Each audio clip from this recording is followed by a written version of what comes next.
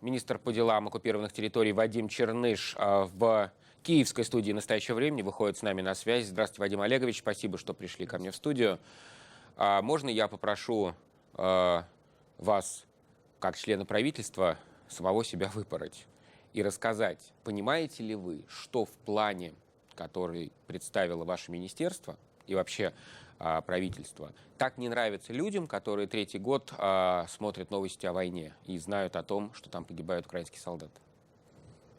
Ну, я не совсем понимаю. Я думаю, что проблема в том, как раз в том, что люди мало знали о том, что происходит на востоке нашей страны, что основной акцент был, конечно же, на боевых действиях, на гибели наших солдат.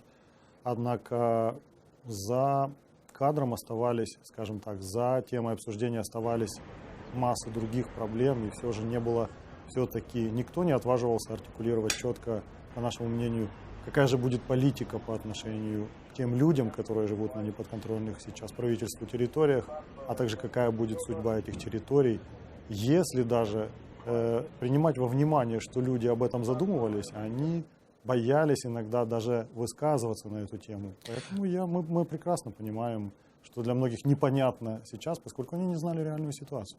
Хорошо, но я буду прав, если предположу, что до тех пор, пока этими территориями будут управлять боевики, то любые планы по интеграции, улучшению отношений, попытках выплачивать деньги, собирать налоги и вообще любые попытки привязать эти территории, интегрировать их в Украину, будут восприниматься в штыки, очень большой частью общества. Да, конечно же, это А что вы с правда, этим будете делать тогда? Часть общества это действительно воспринимается сейчас в штыки, как вы сказали, но опыт конфликтов подобных, международных, как мы считаем, по всему миру говорит о том, что те украинские граждане, которые там проживают, должны оставаться в тесной взаимосвязи с остальной частью украинского общества, которое проживает на подконтрольных правительству территориях. И, знаете, наука в этом смысле и практика знает много методов, как поддерживать отношения между людьми. И в этом, собственно говоря, и главный акцент. Мы же поддерживаем отношения с частью украинского общества, которое волей судьбы оказалось сейчас на территориях, которые не контролируются правительством. Они должны иметь возможность быть включенными в контакты с остальной частью украинского общества. А существует какой-то план у вас? Может быть, знаете, серьезная пиар-акция, какое-то разъяснение людям, которые живут в Украине, того, кто остался на той территории, сколько этих людей, как они относятся к Украине? Вот всего того, что не хватает для разговора после вот такого острого конфликта. Да, вы знаете, это очень больная тема для нас. Действительно, за почти, более чем за 2 года ситуации, в которой мы оказались, то есть за 2 года вооруженного конфликта, мы, к сожалению, многие из нас, не включая, конечно, тех экспертов, которые знакомы с деталями Минских соглашений, с деталями мирного урегулирования конфликта, которые озвучены президентом Украины Петром Порошенко, не знали даже о многих аспектах международного права, связанными с Минскими соглашениями и вообще с тем, как разрешать эти конфликты. Конечно же, мы, как министерство, сейчас не можем взять на себя всю работу по разъяснению. Это должны делать все органы вместе. Это должны также, по нашему мнению, подключиться сюда все, кому не безразлична судьба этой страны, неправительственные организации, может быть, даже могут помочь. У вас знаете, какая интересная история складывается в правительстве? Извините, я вас перебью.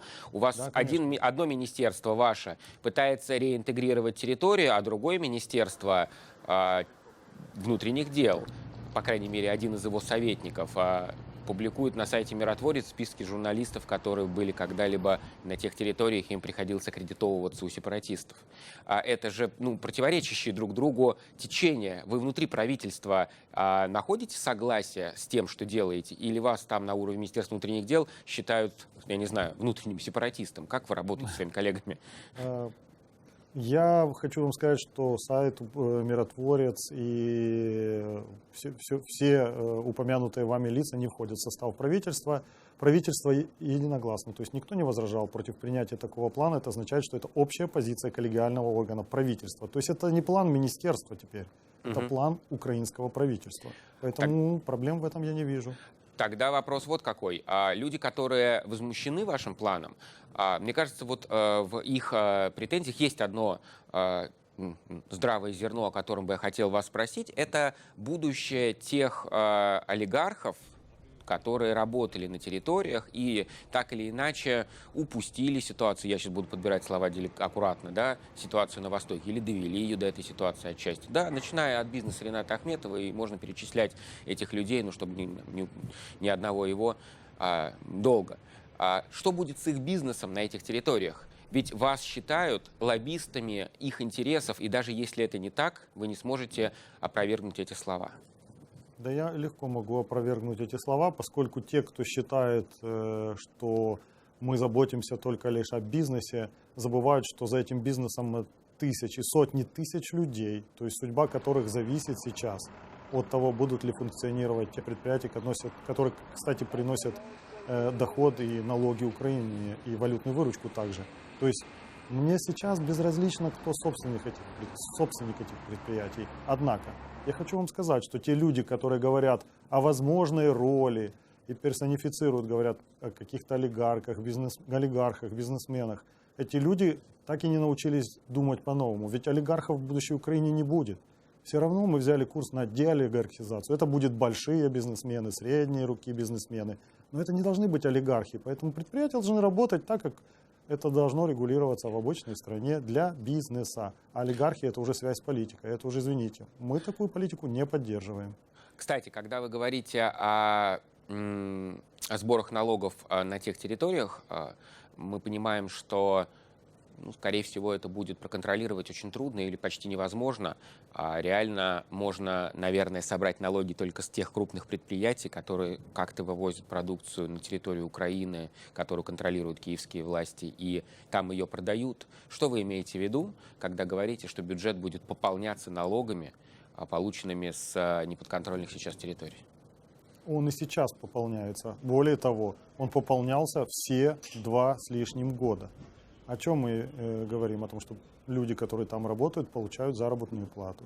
С этой заработной платы с фондов платятся все соответствующие налоги, предусмотренные законодательством Украины. Более того, это не предприятия, которые... Поэтому мы и говорим, что большой бизнес в данном случае более легко проконтролировать. И, конечно же, тот малый бизнес, который работает сейчас внутри неподконтрольных правительству территорий, мы не видим как плательщиков налогов в данный момент. А вот вы лично, я понял, а вот вы лично, вы воспринимаете это, вашу работу сейчас, как миссию гуманитарную или финансовую, я не знаю? Вот гуманитарную. И это то, что называется миссией, которая должна связывать, поддерживать отношения между двумя оказавшимися по разные стороны линии разграничения частями украинского общества. Но гуманитарно это то, что может сделать сейчас Украина для своих граждан, не имея органов власти на неподконтрольных территориях. Можно тогда я личный вопрос задам вам? Вы сами родом с какой части Украины? Из центральной Украины. То есть для вас вопрос Донбасса — это не личный вопрос? Нет, это для меня личный вопрос.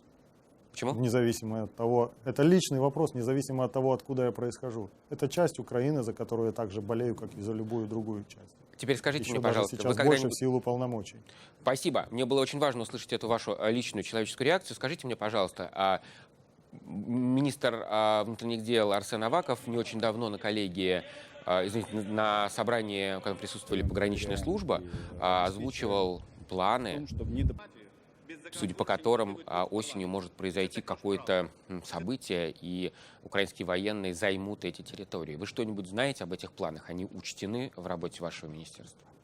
Да, это вопрос не о военных. Знаете, по украинскому закону пограничники — это немножко другое ведомство, которое координируется министром я просто Аваковой. предположил, что если пограничники выходят на границу, то, видимо, все остальные войска подходят к границе. Возможно, я не прав. Нет, это речь идет о пограничниках, и, насколько я знаю, речь шла о том, что как только поступит приказ о том, что уже готовы будем взять под контроль границу, они должны быть готовы в очень короткий период. А может поступить такой приказ?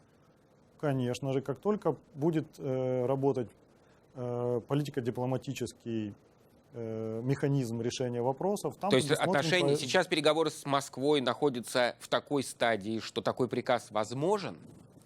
У нас находятся сейчас не переговоры с Москвой, а работа в рамках трехсторонней контактной группы. Это важно. Там есть ОБСЕ, там есть представители Российской Федерации и Украины. И, конечно же, там ведется разговор, и также разрабатывается дорожная карта всеми заинтересованными сторонами для того, чтобы поэтапно, конечно же, Украина вернула контроль над своей границей. Спасибо большое за ваше свидетельство и за ваши ответы.